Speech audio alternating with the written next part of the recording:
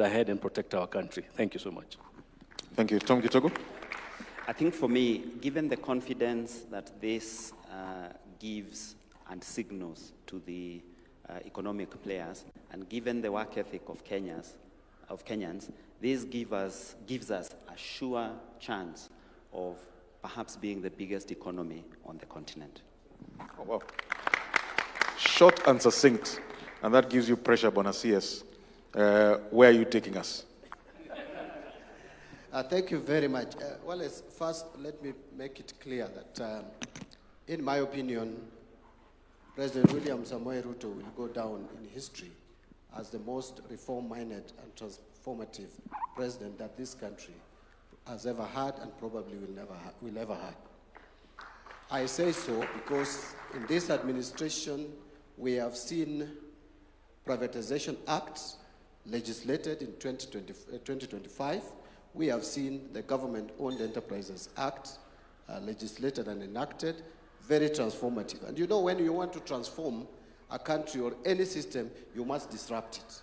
So what we are seeing is actually disruption that is positive and progressive. We have just had National Infrastructure Fund enacted into law, and a fund that has attracted over 2.8 billion US dollars. If you study or to take a sample of all the funds that have been set up, the National Infrastructure Funds, probably ours has the highest startup or initial capital. I have discussed the Indian fund, the Indian model with them. They started with less amount than ours. So we are starting at a very strong position.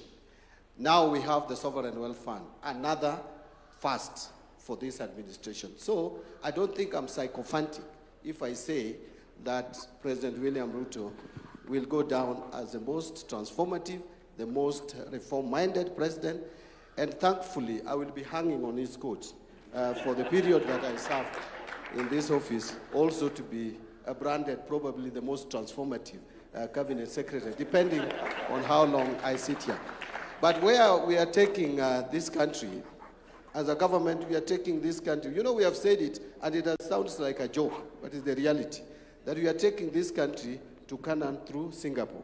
But now it appears even we will be rerouting through Norway before we navigate to Canaan. But again, because we want to reach Canaan quickly, we will make sure that we fast-track the journey. That is why we are starting. National Infrastructure Fund is up, and the board will be announced soon. And again, now, today, we are enacting another fund, the Sovereign Wealth Fund, with very robust governance structures, with a board that will be competitively recruited, apart from those who are going to come from the government. So I see a future for this country. Finally, in this fund, the stabilization component is going to be very critical. Remember, just the other day, we have been complaining, and even today, that we need to lower the prices of petroleum products, the oil prices. And you hear people talk of reduce prices, reduce prices, reduce prices.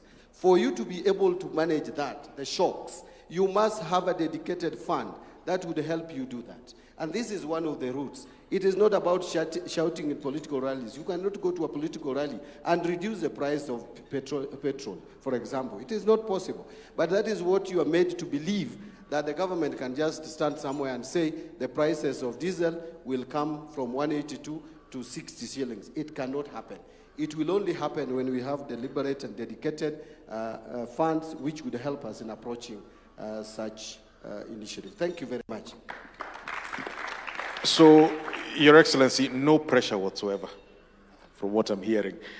So if you'll join me, please, in a round of applause.